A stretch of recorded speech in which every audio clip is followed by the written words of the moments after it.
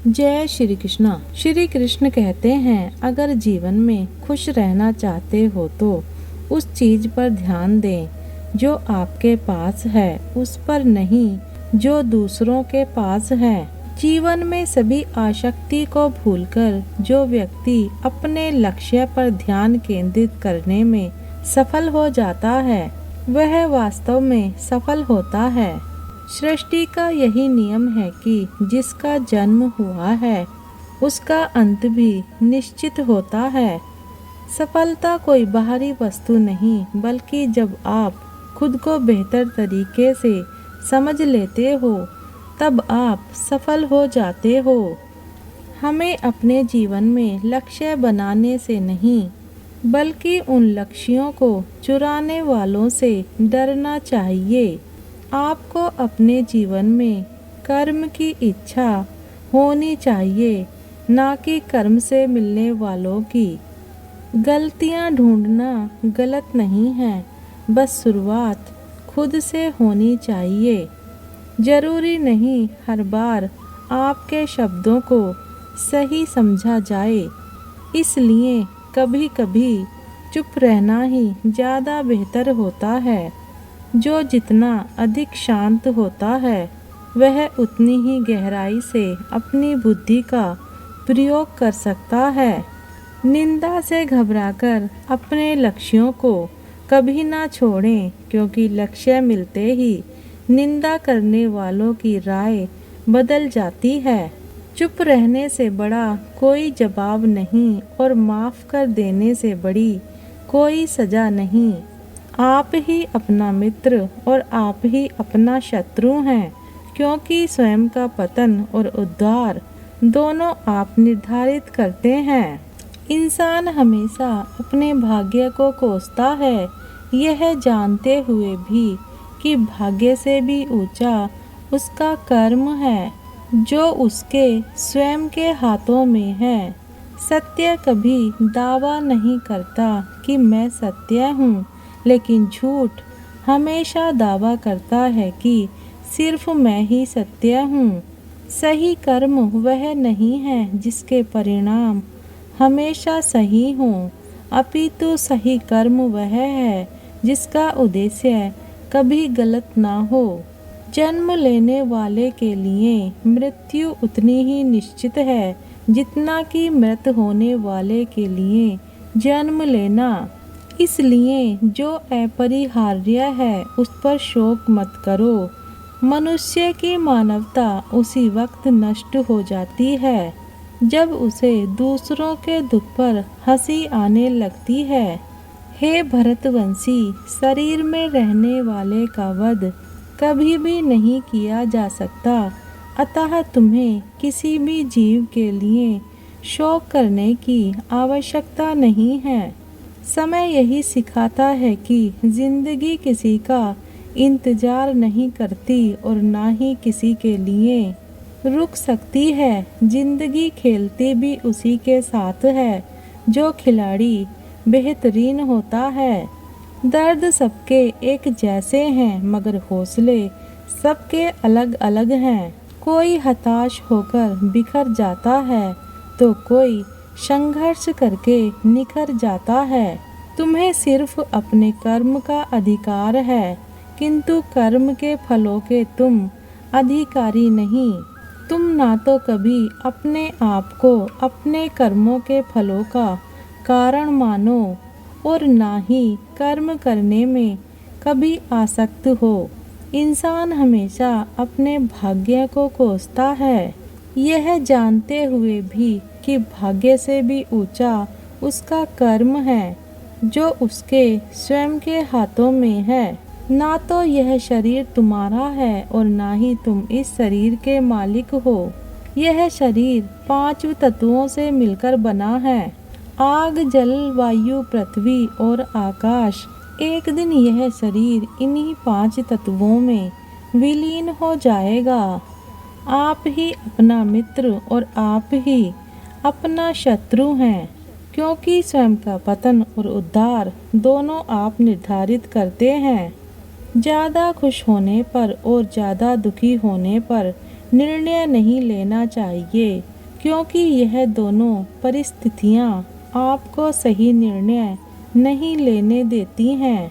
तराशने वाले पत्थरों को भी तराश देते हैं, ना समझ हीरो को भी पत्थर करार देते हैं। जितना हो सके अपने मन को मारें, क्योंकि यही एकमात्र ऐसी चीज है जो हमें आगे बढ़ने नहीं देता। जो हो रहा है उसे होने दो। तुम्हारे ईश्वर ने तुम्हारी सोच से भी बेहतर तुम्हारे लिए सोच रखा है। सही कर्म वह नहीं है जिसके परिणाम हमेशा सही हों, अपितु सही कर्म वह है जिसका उद्देश्य कभी गलत ना हो। संसार में कोई भी मनुष्य सर्वगुण संपन्न नहीं होता, इसलिए कुछ कमियों को नज़रअंदाज करके रिश्ते बनाए रखिए। गीता के अनुसार जिंदगी में हम कितने सही हैं और कितने गलत हैं, यह केवल दो लोग जानते हैं, एक परमात्मा और दूसरी हमारी अंतर आत्मा। सच्चा धर्म यह है कि जिन बातों को इंसान अपने लिए अच्छा नहीं समझता, उन्हें दूसरों के लिए भी प्रयोग ना करें।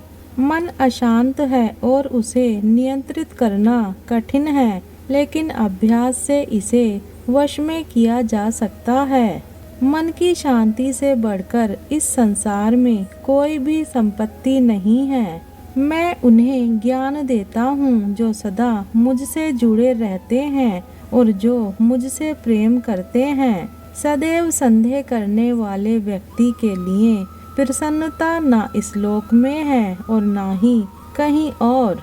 मनुष्य अपने विश्वास से निर्मित होता है। जैसा वह विश्वास करता है वैसा ही वह बन जाता है। किसी का अच्छा ना कर सको तो बुरा भी मत करना, क्योंकि दुनिया कमजोर है, लेकिन दुनिया बनाने वाला नहीं। मनुष्य को अपने कर्मों के संभावित परिणामों से प्राप्त होने वाली विजय या पराजय, लाभ या हानि, प्रसन्नता या दुख इत्यादि के बारे में सोचकर चिंता से ग्रसित नहीं होना चाहिए। कोई कुछ भी कहे, बस अपने आप को शांत रखो, क्योंकि सूरज कितना भी तेज क्यों ना हो, समुद्र सूखता नहीं है। जहाँ आपकी कोई कीमत नहीं है, वहाँ पर रुकना अनुचित है, चाहे वह किसी का घर हो या किसी का मन। जिसे कह दिया जाए वह शब्द होते हैं, जिसकी अभिव्यक्ति ना हो पाए वह अनुभूति, और जिसे चाहकर भी ना कहा जाए वह होती है मर्यादा।